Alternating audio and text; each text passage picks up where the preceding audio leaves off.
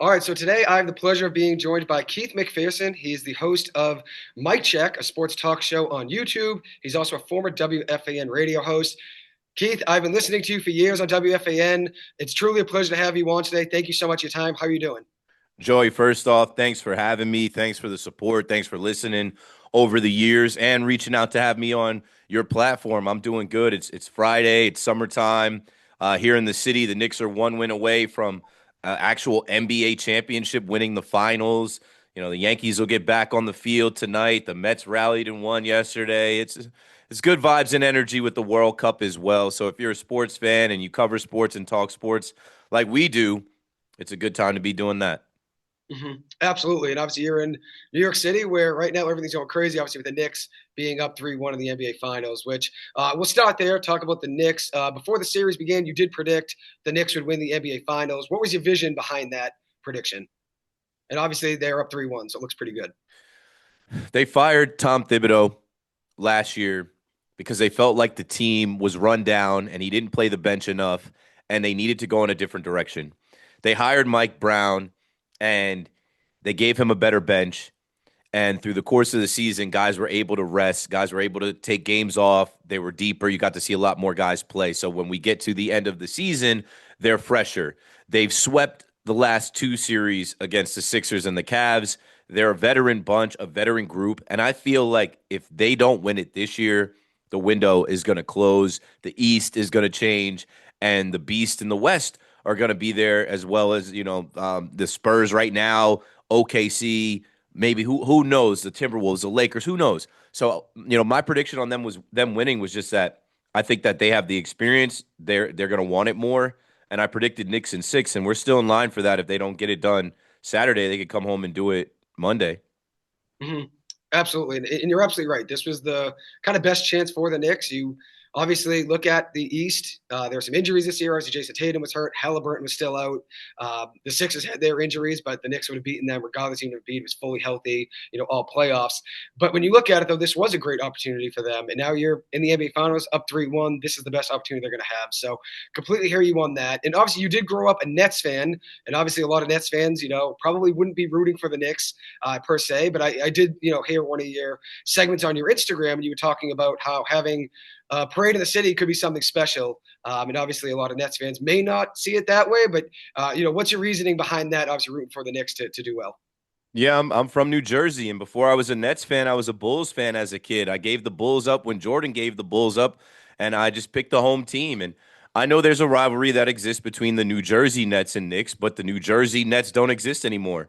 And there never really has been a true rivalry between Brooklyn and New York because Brooklyn has been there not even 15 years compared to the 80 years that the Knicks have been there. So I'll say this. Working in the city for 12 years, grinding in the city for 12 years, doing all kinds of jobs, meeting all kinds of people, we haven't seen a parade.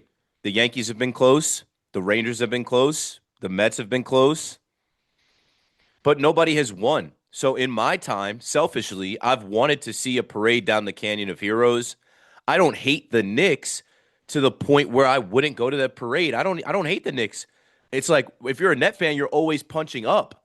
There's no reason to punch up. They're so high up you can't reach them. You're punching air right now. That's a good bar. I'm gonna save that for a post. When you see my post, like there's no reason to punch up anymore. You're swinging at air. You're punching air right now. The Knicks are one win away from bringing a parade back to the city, and it has united so many people. And it's going to be a good day when that happens. Who am I to put my Nets fandom, my half Brooklyn Nets fandom, my New Jersey Nets fandom in front of my media training, in front of being a media member? I'm on Fox 5 News. I've been on Fox every week covering this. I'm going on radio in other cities, Chicago, Washington, to talk about this as a New Yorker. They don't care that I grew up rooting for Jason Kidd. The story is the New York Knicks, and no one is bigger than the story. Mm-hmm. Especially when it's a New York Knicks franchise, big time franchise that hasn't won since '73. So, it's a big time storyline in its own. And like you said, punching upwards, at them, I completely hear you. It is a great bar. I'm looking forward to hearing that on your Instagram or one of the Mic Check episodes, but completely hear you on that. And obviously, when you look at this Knicks team coming off a Game 4 win, which was a miraculous comeback. Would you say, considering the circumstances with it being the NBA Finals, was that 29-point comeback win the greatest comeback in NBA history? I think so. It obviously is the greatest in NBA Finals history, playoff history. So of course it trumps anything that has happened in the regular season. It was just improbable. They even flashed the stat at halftime that I think the largest was 27 points. Like they just didn't think it could happen. But you know who thought it could happen? The Knicks thought it could happen. They came back from 22 down in the fourth quarter against the Cavs in game one. They're a resilient group, a veteran bunch. They know it ain't over till it's over. And what's more New York than that? Never give up, never quit. It ain't over till it's over. Anything can happen in a New York minute. Mm-hmm. Especially with this Knicks team too. They all play gritty, like you said. They don't really give up, especially down 22 to the Cavs, which completely flipped that series. Even though it was game one, the Cavs never recovered from that. The Spurs, now they're down 3-1, which the two losses of those three they've had have been pretty disastrous in some ways. Late in games, they've really struggled. Do you think Victor Wembanyama should receive more criticism than he does right now? A lot of the criticism is on De'Aaron Fox, but do you think Wemby should get more criticism? Oh, I mean, that guy's hearing it. I mean, he got cracked in the head with an egg going back to the hotel. He's in a hell right now for a 22-year-old phenom, number one pick, who thinks that he is God's gift to basketball, who people have anointed as the next great one, the next GOAT, face of the league. I think he's getting a lot of criticism. You can't miss those free throws down the stretch, those two free throws. You can't go, I'm in your head, and then blow a lead like that. That's a choke. That's the biggest choke in history. He's supposed to be, the best player on the floor. And in this series, he has looked like a baby. They said he was an alien. He's human. If he's a baby, he's baby Yoda. He's Grogu. He is not the predator. He is not, you know what I'm saying? Like, he is not this dominant beast yet. And I think all of the criticism is merited because he doesn't carry himself in a humble way. He doesn't carry himself like a professional yet. He looks like a kid. Mm-hmm. And he is still young, like you said. But at the same time, the way I see it, and a lot of people are saying, well, he's only 22 and this is his first NBA Finals. You never know if he'll make it back, right? And he's really struggled, which I know he'll have a long career probably, but you never know if he'll make it back. Obviously, he has struggled, which is tough. And like you noted as well, he hasn't really stepped up. Karl-Anthony Towns has played excellent defense against him, and Cat's not known for his defense in any regard, but he's been awesome, in this series. When you look at this Knicks team, should they take care of the Spurs, win one of the next three? Obviously, they could do so tomorrow night and take care of the series then in San Antonio. Who would you give the NBA Finals MVP to? OG Anunoby. If OG has a good game in the closeout game, he's going to be the MVP. I think there was a stat about how many shots he's taken compared to Brunson. I got to go find it. But like Brunson has taken so many shots, he hasn't been efficient. OG has. OG has the tip in moment. He's been a beast defensively. He's got the block on De'Aaron Fox. I would love to see OG win the MVP because the last time he got a ring, he wasn't able to participate. He was hurt. He had the surgery. He did not get to be a part of that Toronto Raptors run. Like that would really solidify this guy, his career. He'll be a legend in New York forever. I'd like to see OG have a great game closing them out, hit some threes, score over 20 points, have some stops on defense, and be MVP. Mm-hmm. I completely hear you on that. The tip in moment is an iconic moment already in Knicks history, and that's just one game, and he's been great for the whole playoffs, all the finals as well. He's been really good for them and has kind of been their X factor, I feel like. And I know in years past as well, the Knicks had their opportunities to, make a deep run this year. Obviously, everything kind of clicked, and now he's showing up in the biggest moments.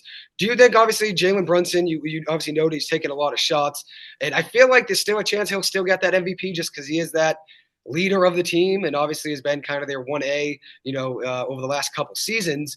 Do you think Jalen Brunson would need a big time game 5 or game 6, potentially, depending on when the Knicks, If were to he's the roll? leading scorer, they'll give it to him. They won't. They don't care about efficiency for that. If he's the leading scorer, he's been the leading scorer. He's had clutch moments in the fourth quarter. If he has the most points in the closeout game, yeah, he'll be the MVP. Mm-hmm. Yeah, completely hear you on that. And obviously, he's kind of in line with that right now. He's been scoring really well, even if it's not on the best efficiency. I'd love to move on to talk about the Brooklyn Nets really quick.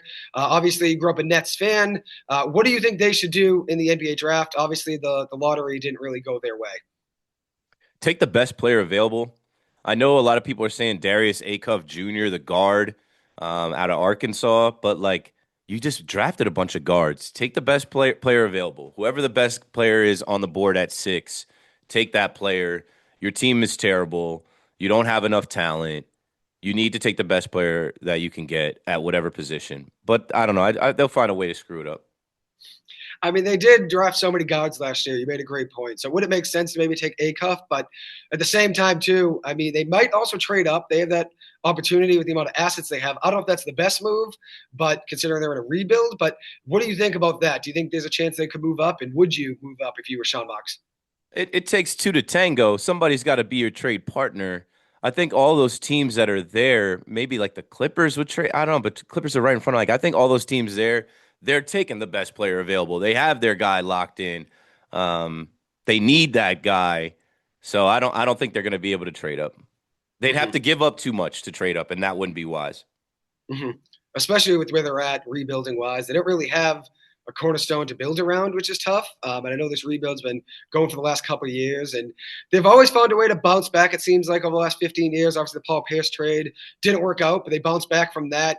3, 4, 5 years later, they got Kevin Durant, Kyrie Irving in 2019. Obviously now they're kind of waiting for that next step of getting guys again and going all in and spending. When you look at that era, James Harden, Kyrie Irving, Kevin Durant in Brooklyn. Obviously, it didn't work out, unfortunately, getting a ring. But would you say that's the biggest what if in NBA history if those guys were able to stay healthy? I think so. I think because of those players, their histories, their pedigrees, two of them having rings, Harden being just who he is, for them to actually have been together on the same team, everybody was like, wow, scary hours, the big three. Who's going to stop them? They're a lock. So, yeah, it's the biggest what if. And then also because the Bucks won it that year, and that was the team that they were up 2-0 on before eventually Kyrie hurt his ankle, Harden had the hamstring, and Durant's foot was on the line. Mm-hmm. Yeah, it was discouraging the way things kind of fell apart there for them, and the injuries obviously were tough. I completely agree with you. I do think it was the biggest what if. And I've been reading a book. It's called "Can't Knock the Hustle." It's by Matt Sullivan. It's kind of a book about the Brooklyn Nets, how that super team kind of formed. It's more about Kyrie and KD. There's not really much, at least from what I've read so far. James Harden's really not involved, but it Yeah. gives you the background of that story and why they came together there. And obviously, their goal was to bring a championship to that Brooklyn Nets franchise and get them back to competing and being a top tier team, which they've had good years in the 2000s. Since I was born in 2000, they've had some good seasons but not had that consistent winning, unfortunately, which Kyrie and KD were hoping to bring there to Brooklyn. And obviously things didn't work out, but we'll see what the next step is for that Nets team in their rebuild. I'd love to now move on and talk about the Yankees. Obviously, over the last couple weeks, they've had some tough news with an Aaron Judge injury, which is obviously tough, but they've had some good games from Ben Rice. He's been awesome this season. When you look at that Aaron Judge injury, how concerned should Yankees fans be about that? I wouldn't be too worried right now. 4-game win streak. Guys are stepping up. You're getting more production out of Jazz, Cody Bellinger, Paul Goldschmidt, Ben Rice, even guys like Caballero and Trent Grisham. So I wouldn't be worried right now. Rest up, Judge. Take your time. And what we hope is that we stay where we are as the team with the most wins in the American League. We take down first place, and Judge can come back, and Stanton can come back, and Max Fried can come back. Maybe we add a better catcher at the trade deadline. Maybe we add a couple more bullpen arms, and then we make this push from August through October and get back to the World Series and win it. Mm-hmm. Just need Judge healthy. Like you noted, they do have a lot of guys that are injured right now. If you can get Fried back, Stanton back, that would definitely help. Obviously, you mentioned as well the deadline. Catcher is definitely a need for the Yankees right now with how much Wells has been struggling as of late. And obviously, Escara as well is probably not necessarily the answer if they're trying to. He probably won't be a starter, I'd imagine, in the World Series. They're probably looking to upgrade at catcher for their playoff run. What do you think the Yankees should do at the deadline besides potentially upgrade at the catcher position?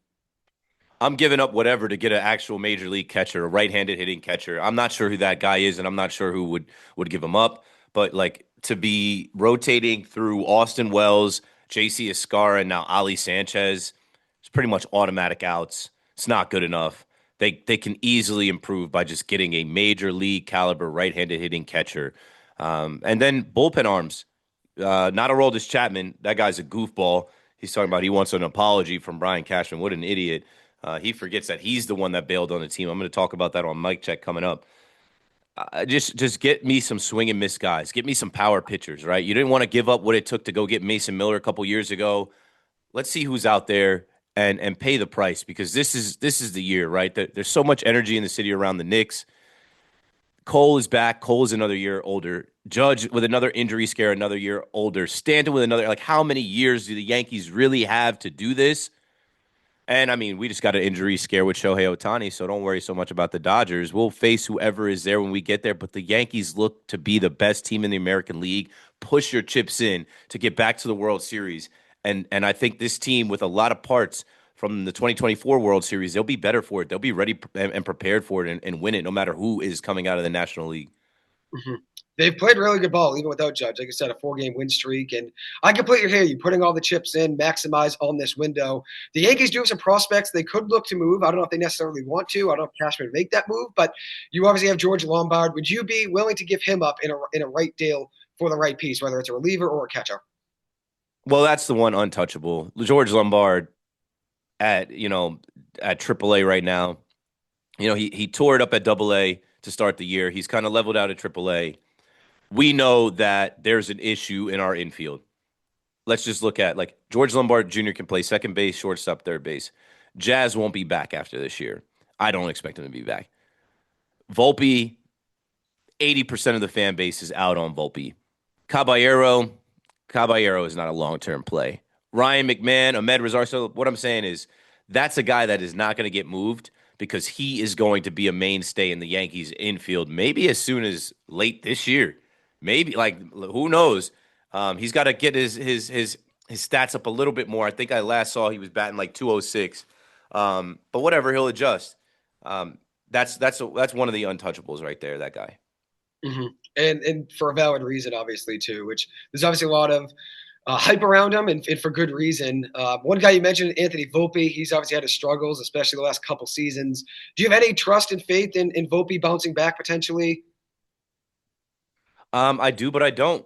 Like, I'm rooting for the kid, but there's so much of a sample size that he's just an inconsistent player. He's not good. Like, he can be good, but then he's always going to do something that makes you shake your head and say, well, this guy doesn't belong. So I don't know. I feel like Volpe is such a borderline major league player that the mental part of it is also hurting him. He's got to be locked in mentally, because physically he's barely good enough to just be there. You know what I'm saying? I'm rooting for the guy. He's with us, and the Yankees aren't giving up on him. So I'm hoping that he can figure it out and have some big moments. He did when he first came back. He contributed in the last game. It's just a perplexing Pegasus is what I call it with Anthony Volpe. We ride this perplexing Pegasus every game. He's good, he's bad, he's fielding, he's not fielding, he's hitting, he's not fielding. I don't know. Mm-hmm. Yeah, it's tough. And it's tough for him to find his footing with obviously the injuries. And when you're in New York, too, there's a lot of pressure on you to succeed. And I live in Boston. There's pressure on the players here, too, right? When you're struggling, the fan base can be, tough on you. And sometimes it's for good reason if you're really struggling. And especially with the Yankees, they're in a win-now window. So it's not really easy to wait on a guy that's struggling. But I do hear you on that. He seems like a great kid, Volpe. So I am hoping, and even though I'm a Red Sox fan, I'm hoping Volpe does figure it out, because I do think he's a good player. It's just putting it all together, kind of. And I know he's had his issues and his struggles. I'd love to talk about the New York Mets really quick, ask you a question about them. They've obviously have had their struggles this year. There's a lot of buzz around Carlos Mendoza and whether or not he'll be the manager still in a month or so from now if they continue to struggle. Do you have any faith in the New York Mets in turning things around? No, I feel like they should have fired the manager and they should have done some things. They're just gonna, like, they got dominated by the Cardinals. They're just gonna lose a bunch of more games, and they'll have some moments where they, probably rip off some wins, or Juan Soto hit some home runs, but they don't have the pitching. They have too much youth. They have too many injuries. It's so disconnected over there. And Carlos Mendoza is a dead man walking. He knows he's done at the end of the year. They should have fired him 2 months ago. And obviously the Red Sox did that. They made a quick move, obviously getting rid of Alex Cora early in the season. The Phillies did that with Rob Thompson. Yep. I figured the Mets would probably do the same, but like you said, they haven't, and I thought they would have probably a month or two ago now at this point. So see what happens there for them. With that New York Mets team, obviously you mentioned Juan Soto, and they have a lot of talent, and that's the thing. It's tough. Like, what would it take for the Mets to figure things out? I do know they have a lot of youth, like you mentioned, but there are some veterans on that team that are good players, but there are also some guys that are aging. Marcus Semien is way past his prime, and I think everybody can see that. It What would starts it with take? the pitching. They were giving up 5, 6, 7, 8 runs to the Cardinals and not scoring.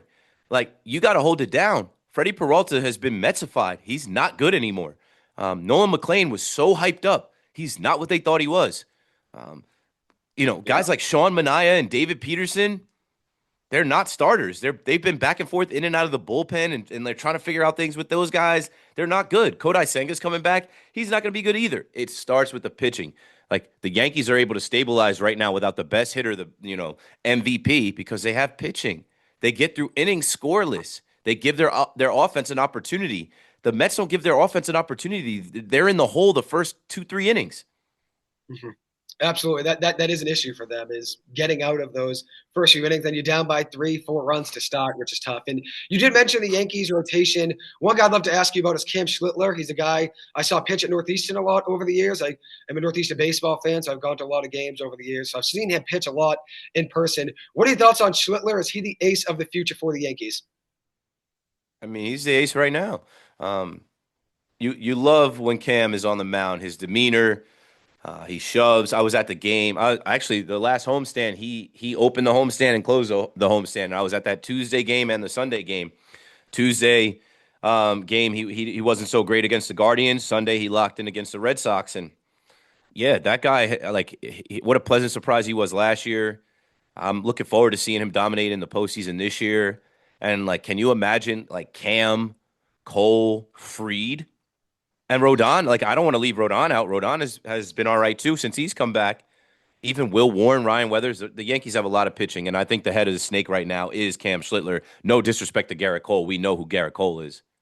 Mhm. Yeah, Schiller's been very special. And I think Yankees fans, which I thought he'd be a good pitcher at the next level. I really did think he had a chance at the MLB. I don't know if he had ace stuff like this. He's really excelled, especially that Yankees farm system really did grow his game, which he always had a good fastball at Northeastern. He was probably around like 97. Now he's painting 100, 101 at times. So he's very special, obviously, as a player, and I'm happy to see him have success. I'd love to ask you one question about the Giants and the Jets before we close. The New York Giants have obviously John Harbaugh as head coach now. What are your expectations for him heading into year one in New York? Cleaning this up, it's already a mess. Just the offseason has been a mess. From Jackson Dart, Abdul Carter, go back. Dexter Lawrence forcing his way out. They bring in OBJ, and I hope OBJ is going to be good. But then you also add Braxton Berrios and Juju Smith-Schuster, and I don't know. Clean this thing up, tighten this thing up. Have this actual, like, season be legitimate Giants football and NFL program that the fans can go back to that stadium and support. I'm expecting them to win. They've lost so much. They're at the bottom of the NFL with the amount of losing they've done over the last 10 years. I'm expecting them to compete and be in games. They have the talent, and I'm expecting them to win games and be on the cusp. They should be in the hunt for the wild card. I'm not expecting them to win a division, but I'm expecting them to win 8, 9 games, and at the end of the year be playing meaningful games in November and December. Because it seems like in years past, which I'm a diehard Giants fan, but from the outside looking in, it seems like you get into October a lot of years and guys are quitting or 2-6 and you're out of the race already. And that's a tough thing, right? It's really tough, especially when November you do want to be playing quality football and have a chance to make the playoffs. But the Giants really haven't been there. We had one good year of Brian Dable, but besides that, the last 10 years for the most part has been really tough for that Giants team. And as a Giants fan, I am rooting for them to figure things out, and we'll see. And you're actually, when I used to tune in to WFAN radio when you were on air, I always love to hear your takes on the Giants. And obviously you talk a lot of Jets football. And that's the reason I started listening to WFAN radio. I would tune in from Boston, which I am a Giants fan. I'm not anything else in New York. I'm a Red Sox fan. I'm an LA Clippers fan of basketball. That's another story. But I would tune in, though, to hear your takes because I always thought you had great insight on the Giants. And then obviously you talk the Yankees and talk the Mets. And my dad and I would always tune in to hear your takes. So I appreciate your insight on the Giants. And now I'd love to ask you one question about the Jets before we close. Obviously, they've had a lot of losing, just like the Giants over the last few years. Do you have faith in Aaron Glenn being, which obviously he's now heading into year 2, do you think he's the coach of the future for the Jets? I don't. I don't. Not based off of what I've seen. He fooled me. He fooled a lot of people. He had a lot of talk. You hear that he knows the culture, he knows the market, he's a former player, and he's this and that, and how he worked his way up from being a scout to a position coach to defensive coordinator, and he looked like he was in way above his head. He's got a lot to prove this year. They fired their staff late around him and put a whole new staff in. There was, all this sketchy stuff from Wink Martindale coming in to like him calling the plays, and then they hired this guy Duker from Miami that he used. It's a mess. It's a mess. The Jets, I think, have some better players. I think they're gonna have a little bit better of a season, but better, like what is better gonna do? You can still get fired, winning 6 or 7 games. So he's got a lot to prove, but I think he's safe because of Woody Johnson. Especially with where the Jets are at. They're in a rebuild. So I think that obviously, plays to his advantage there as well. And I have one last question for you, Keith, before I let you go. Obviously, you've been in the sports industry now for probably 10, 15, 20 years at this point. And obviously, you're a true professional. As I said, I enjoyed listening on WFN radio and love listening to your Mic Check episodes now. What's been the most gratifying part of working in the sports industry for as long as you have? The most gratifying part, this is something that hit me the other day. I was walking to the train in a full-on suit, sweating so much that I just am like, oh, I hope I don't sweat through this suit. But I'm on my way to the Hoboken Path train to go into New York City and be on the Fox 5 News that everybody watches. And I'm going in to talk about the Knicks. And I'm listening to the radio and I hear, Keith. And I'm like, big fan, man. So the most gratifying part for me is that I put in all of this work. I'm still putting in all these hours and all of this time. And you never know who's out there listening. Like you said, you and your dad listen to my show. I would never know that. The guy that yelled out my name walking down the street, I don't know his name. But the most gratifying part is that I put in all of this work. I put in all of these hours to become who I am, to work on my craft, to give my takes, and put my heart and soul into this. And there are people out there that said, yeah, we hear you. We feel you. We rock with you. I'm a fan. I like what you do. Keep going, bro. And then I went up to Fox 5, and I wasn't feeling well.